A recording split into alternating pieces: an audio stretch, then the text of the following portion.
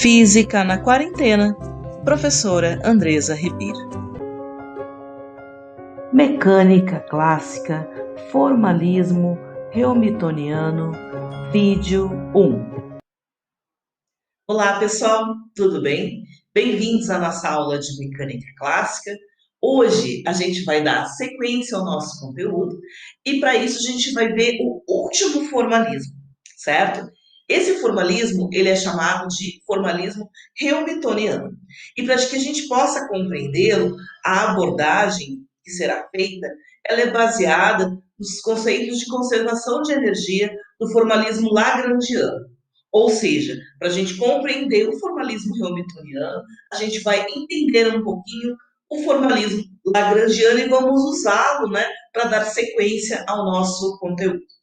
Essa abordagem que a gente vai dar, ela é baseada no livro do João Barcelos, certo? Que é o mesmo que a gente já tem usado ao longo dessa disciplina. Tá? Na sequência, a gente vai fazer alguns exemplos sobre o conteúdo. Prestem atenção na nossa aula de hoje, ok? Sejam bem-vindos. Boa aula, pessoal! Bom, para que a gente possa dar sequência ao nosso conteúdo e entender, da onde vem o formalismo hamiltoniano, a gente precisa falar um pouquinho sobre a conservação de energia dentro do formalismo lagrangiano. Bom, para isso, nós podemos começar afirmando, que num sistema referencial inercial, o tempo ele é homogêneo, E se o tempo é homogêneo, vamos imaginar uma lagrangiana num sistema fechado, ou seja, onde não há trocas de energia com o meio externo, neste caso essa lagrangiana não pode depender do tempo, ou seja, a derivada da lagrangiana em relação ao tempo tem que ser igual a zero, tá? Mas nós sabemos que L, que essa lagrangiana, ela depende da coordenada generalizada Q, da coordenada generalizada Q ponto, e ela também depende do tempo. Logo, se nós fôssemos escrever, a derivada da lagrangiana em relação ao tempo, nós teríamos, um somatório da derivada da lagrangiana em relação a este Q, Q ponto. Nós também teremos o somatório dessa lagrangiana, da derivada dessa lagrangiana em relação a Q ponto, aqui Q dois pontos, e teremos a derivada dessa lagrangiana, derivada parcial todas, em relação ao tempo. E este pedaço da nossa equação, seria igual a zero. Se esse termo é igual a zero, essa lagrangiana ela diminui um pouquinho a derivada dela, em relação ao tempo, ela fica menorzinha. Ela só fica com o primeiro termo, e ela fica com este segundo termo, ok?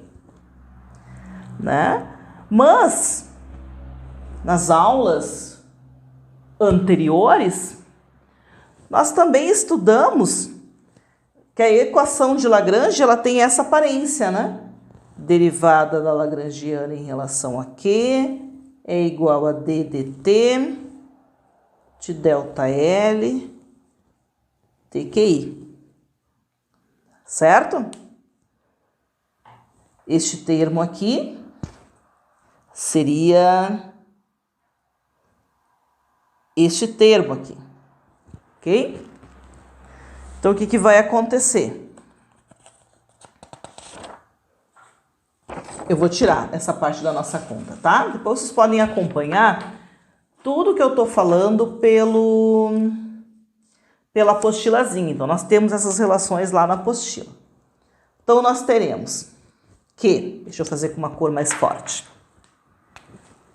que a derivada de L em relação a T, ela é igual ao somatório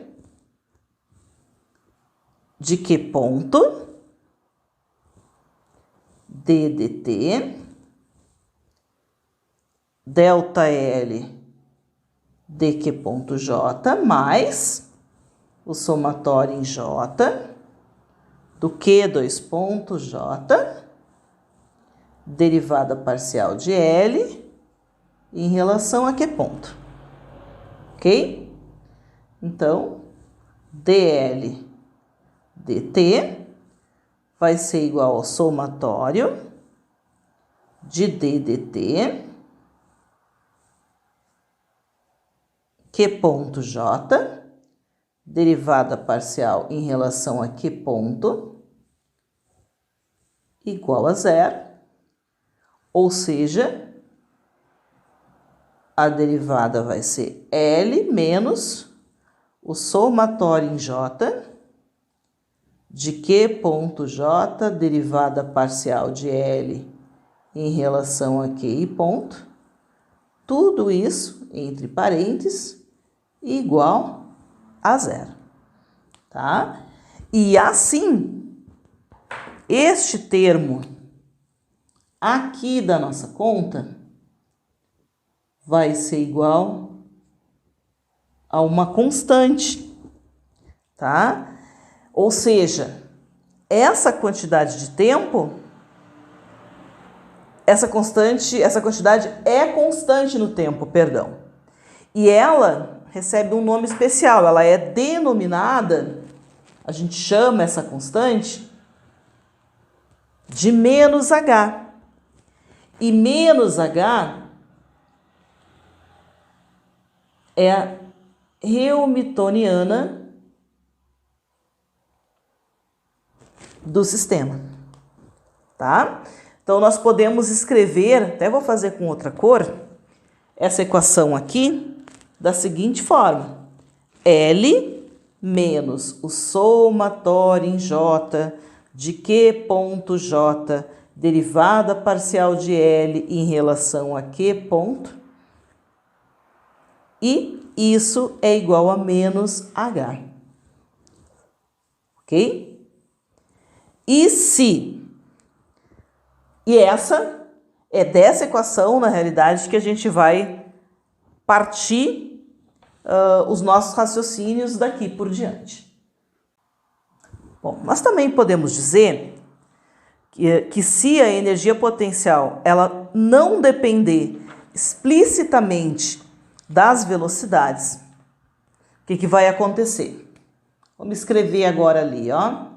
Nós sabemos, eu até tirei, tá? Mas eu vou colocar aqui de novo, que a lagrangiana é o somatório em J de que ponto J, delta L, derivada parcial de L em relação a que ponto J é igual a menos H, tá?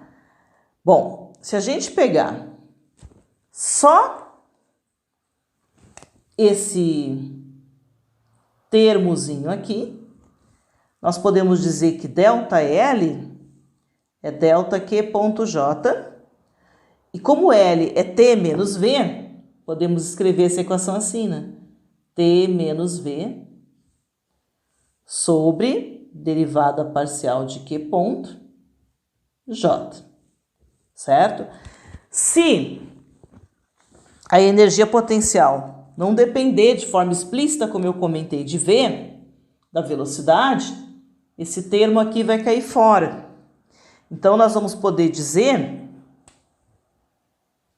que delta L, que é a derivada parcial de L, né, em relação a QJ, vai ser igual à derivada parcial de T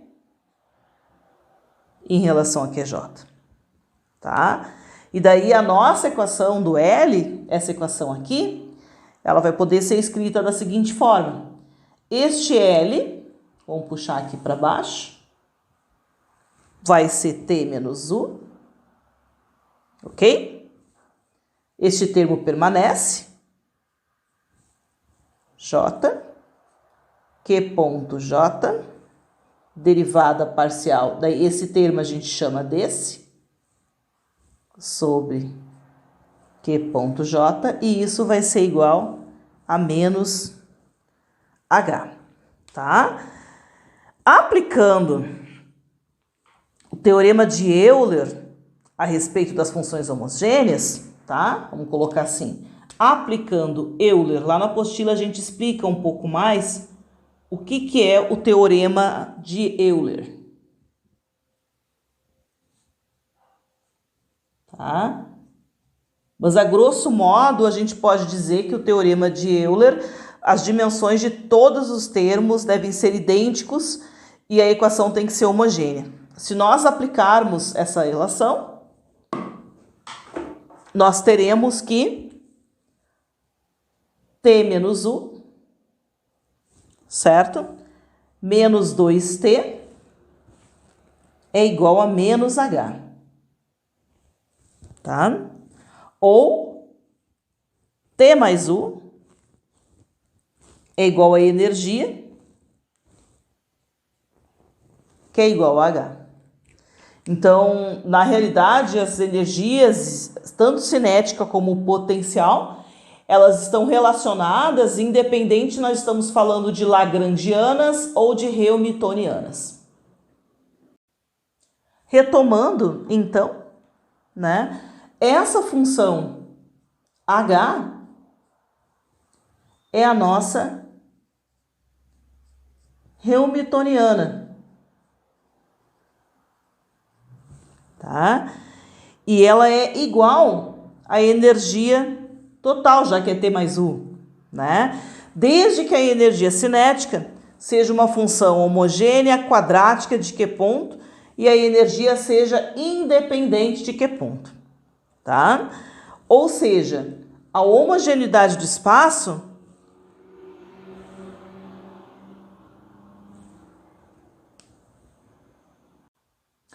essa homogeneidade do espaço, ela dá espaço, né, dá lugar a outra lei de conservação, conhecida como conservação do momento linear, tá?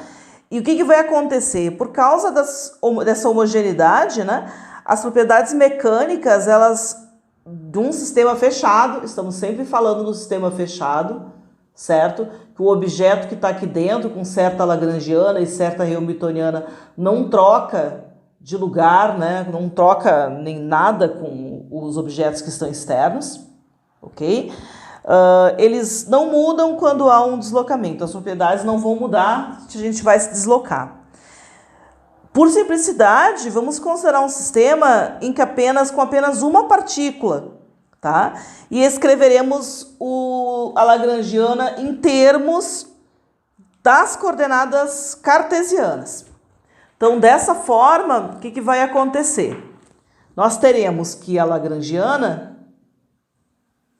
ela vai estar em função de x e em função de xi, tá? A variação em L, que a gente vai chamar de assim, certo? Causada por um deslocamento infinitesimal, né? Um deslocamento infinitesimal, vamos pensar lá, ó, é o somatório de todos os deslocamentos xi, ok? Ele vai ser dado, então vamos lá, pelo somatório em i, da derivada parcial de L em relação a xi, mais o somatório da derivada parcial de L em relação a x ponto.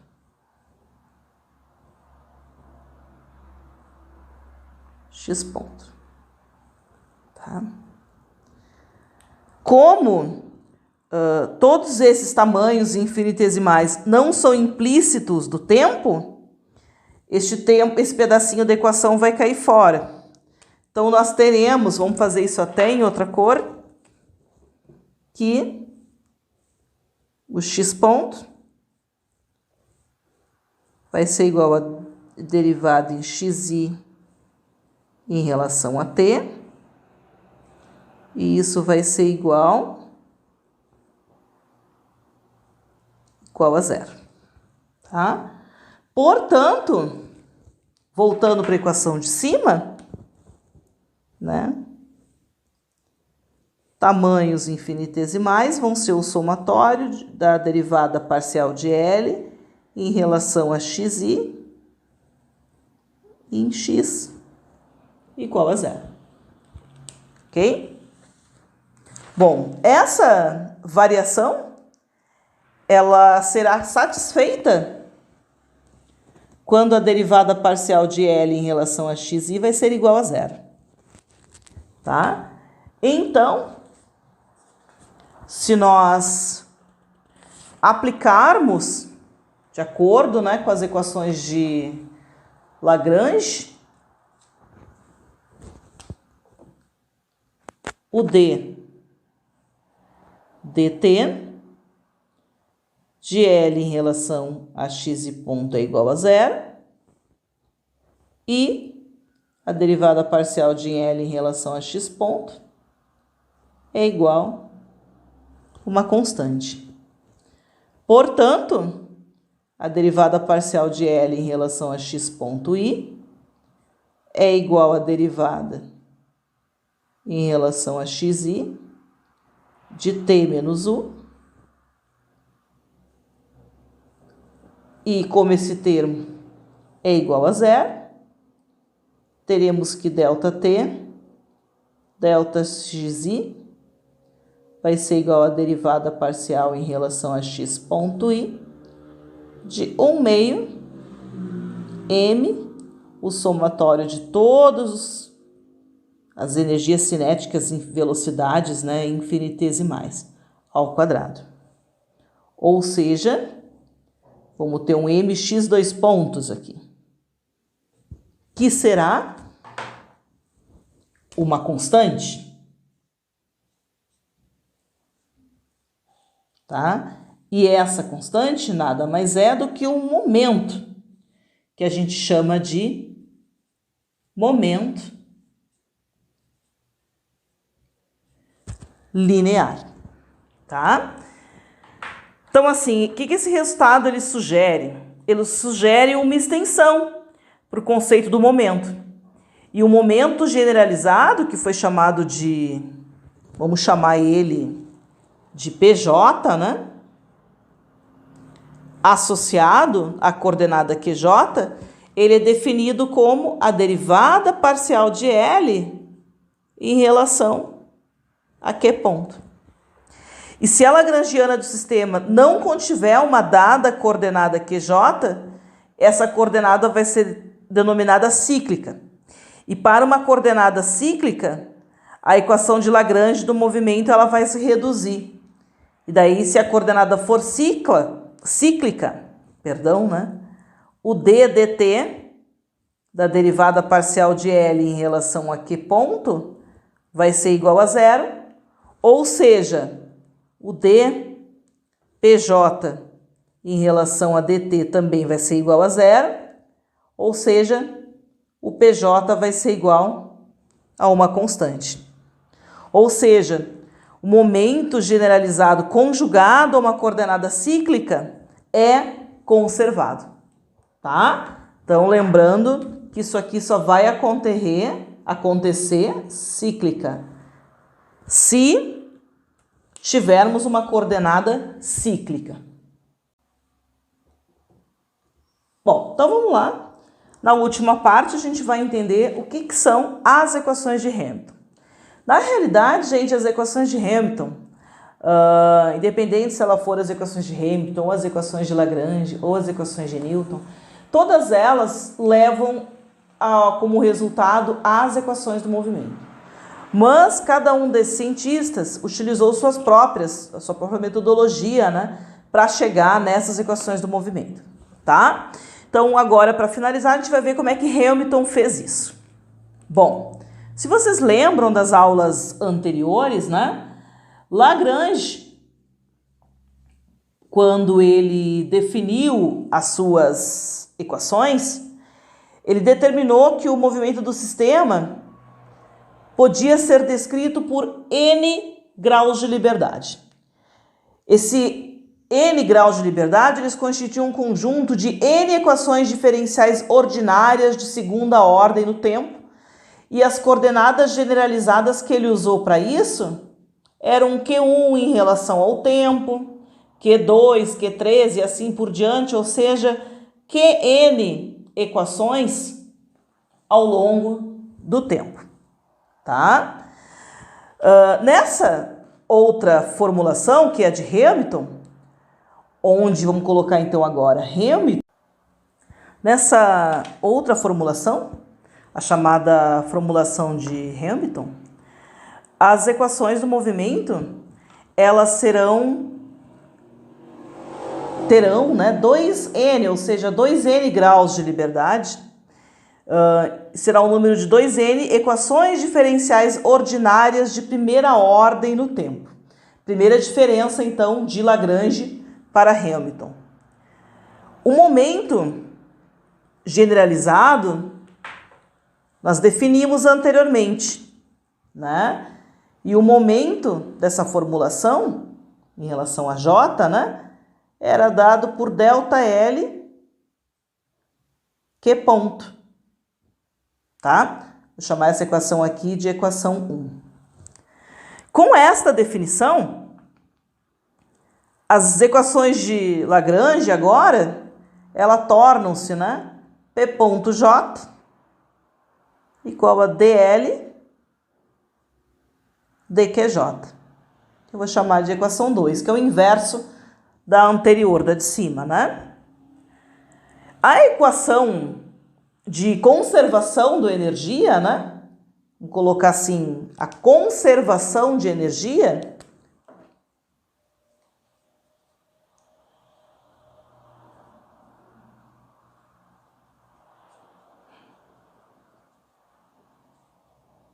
tá?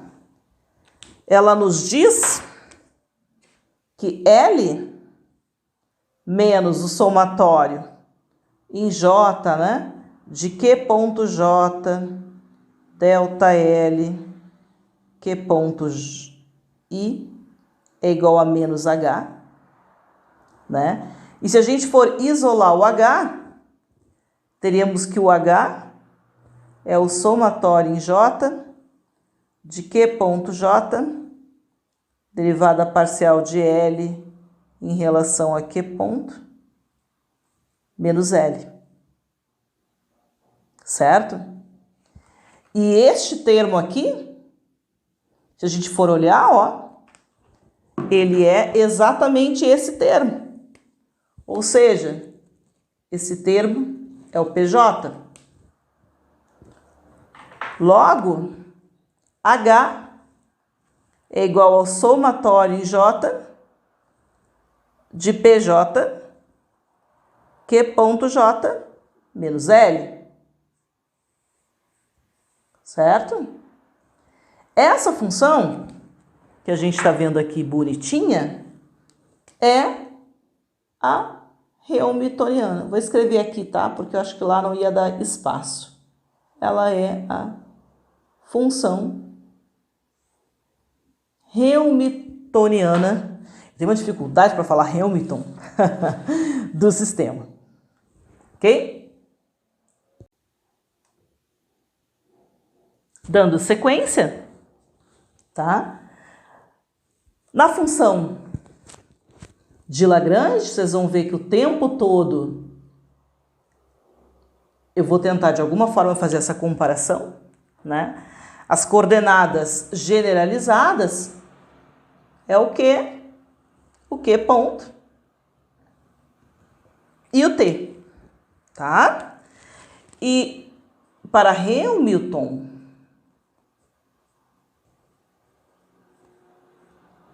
tá? As coordenadas generalizadas serão o Q, o P e o T, certo?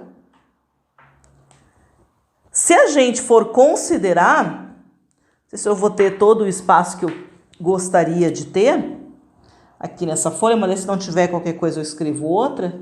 Vamos colocar aqui que o L é Q ponto e T, tá?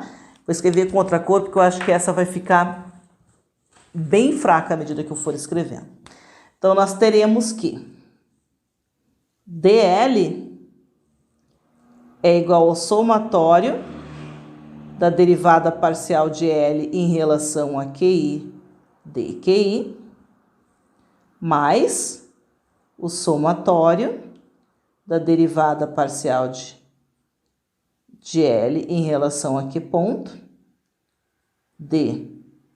Q ponto I, mais a derivada parcial de L em relação a T, dt. Certo? Ou seja, repito o primeiro termo aqui, dQI, mais, nós sabemos que esse termo aqui, pelos momentos lá de Hamilton, né, é o P, então, PI, dQ ponto I, mais delta L dt, dt. Essa vai ser a nossa equação 3.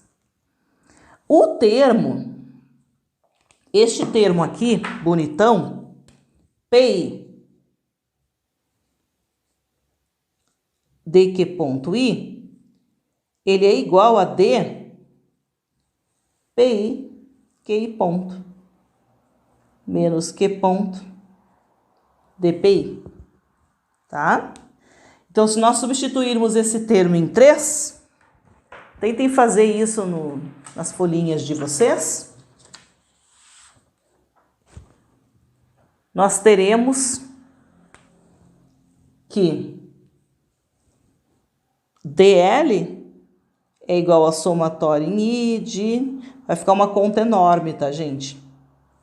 dQI mais o somatório em I de D PI Q ponto I menos o somatório em I de Q ponto I dPI mais o delta L dt. Ou seja, se colocarmos em evidência este termo que a gente tinha substituído, que é dQI menos L, isso vai ser igual ao somatório de Q ponto I dPI menos o somatório de delta L dQI menos a derivada de L em relação a T, dt. Se a gente pegar todas essas equações, lembrar e substituir que a hamiltoniana, né, ela é o somatório em J de PJ, QI ponto J menos L, o que nós teremos? Que DH é igual a somatório em I, Q ponto I, dPI, menos derivada parcial de L em relação a QI, dQI, menos delta L dt, e pronto. Aí, este termo, exatamente é o contrário do outro ali, né? Então, este termo é o P ponto I, certo? E daí isso nos mostra nitidamente que H é uma função que depende de Q, de P e de T. Observe, né, que para chegar a essa conclusão não foi necessário a gente usar a equação de Euler-Lagrange. Isso quer dizer que a função hamiltoniana ela independe do princípio de Hamilton, ou seja, mesmo fora da trajetória clássica. Como a gente viu anteriormente, né? A derivada de L em relação a Q é o P ponto, né, gente?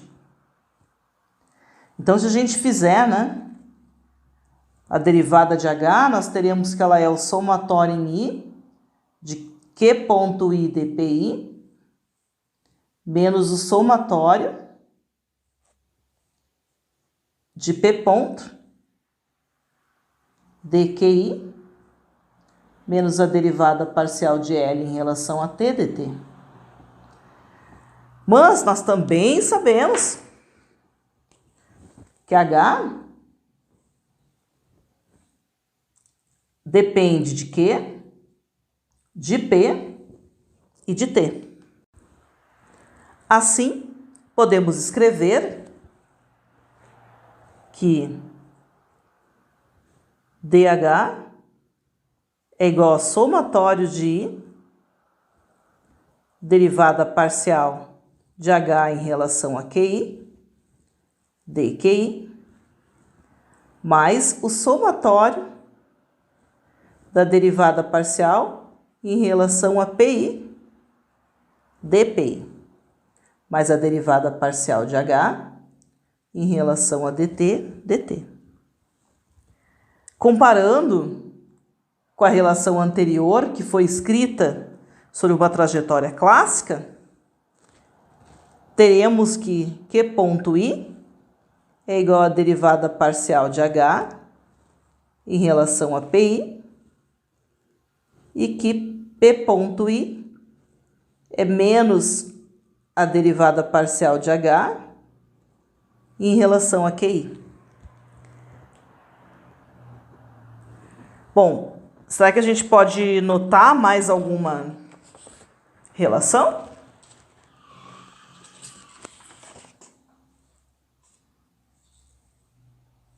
Bom, derivada parcial de H em relação a dt é igual a menos derivada parcial de L em relação a t.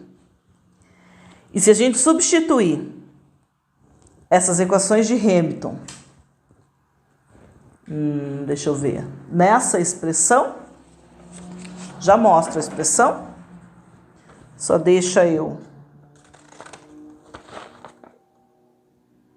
despoluir a situação.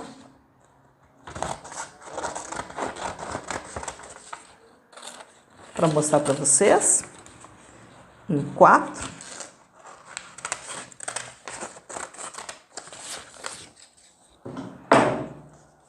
Aqui, nessa expressão, gente, o que vai acontecer? Vamos substituir. Nós teremos que dH é igual ao somatório em I da derivada parcial de H dQi, dQi, mais a derivada parcial de H dPi, dPi, mais a derivada parcial de H em relação a dt, dt. Nós teremos que dH dt vai ser igual ao somatório em I da derivada parcial de H em relação a QI, derivada em relação a TQI, mais dH derivada parcial de PI, dt PI, mais a derivada parcial de H, dt e t, dt. Este termo vai ser igual a zero. Então, nós teremos que dH dt é igual ao somatório em I de DH, DQI, Q ponto I, mais DH, DPI, P ponto I, mais DH, DT. Aqui não era 0, né, gente? Aqui era 1. Perdão. Então, DH, DT vai ser igual ao somatório em I de DH, DPI, DQI, derivada parcial de H em relação a PI, menos DH, DPI, derivada parcial em relação a QI, mais DH, DT. Certo? Este termo vai ser igual a 0. Acho que vocês vão ter que ir mais devagar, tá, gente? Isso aqui realmente é bastante conta e a gente pode acabar se confundindo. Então, o DH DT vai ser igual a DH em relação a T, que é igual a menos a derivada de L em relação a DT. Tá? Então, na realidade, essas são as equações de Hamilton. Eu acredito piamente que vai ficar mais fácil quando vocês fizerem algumas aplicações. E o próximo vídeo serão 2 exemplos sobre o assunto. Aqui eram como surgiram todas as equações matemáticas. Deem uma pausada no vídeo, vão vendo devagarinho e entrem na apostila e tentem resolver o passo a passo da apostila também para auxiliar. Qualquer dúvida me procure, tá? E nos próximos vídeos vamos fazer alguns exemplos sobre o assunto. Uma coisa legal que a gente pode fazer, né? E que eu acho que a gente vai fazer durante todo esse tempo que a gente está trabalhando com esses formalismos, é comparar esses 2 últimos formalismos estudados, tá? No formalismo lagrangiano, como eu tinha comentado já um pouquinho antes desse vídeo, temos N equações diferenciais, certo? N equações diferenciais de segunda ordem, desenvolvidas no espaço com N coordenadas generalizadas, chamadas de espaço de configuração. No formalismo hamiltoniano, são 2 N equações diferenciais de primeira ordem. E o espaço vai possuir N coordenadas generalizadas e N momentos, tá? Que também são chamados de espaços das fases. Outra coisa importante é que no formalismo hamiltoniano, os momentos e as coordenadas ocupam uma posição quase que simétrica nas equações. E o mesmo não ocorre na equação de Lagrange em relação às coordenadas e à velocidade. Outra coisa que eu tinha comentado também anteriormente, né, que quando uma coordenada é cíclica, na lagrangiana ela também será na hamiltoniana, e as leis de conservação para o momento conjugado e para a hamiltoniana são também obtidos diretamente no formalismo hamiltoniano. Olá, pessoal! Então, essa foi nossa primeira aula sobre o formalismo hamiltoniano. Espero que essa aula tenha sido clara. Qualquer dúvida que vocês tiverem, não esqueçam de me contatar, ok? Abraços e até a próxima aula, pessoal!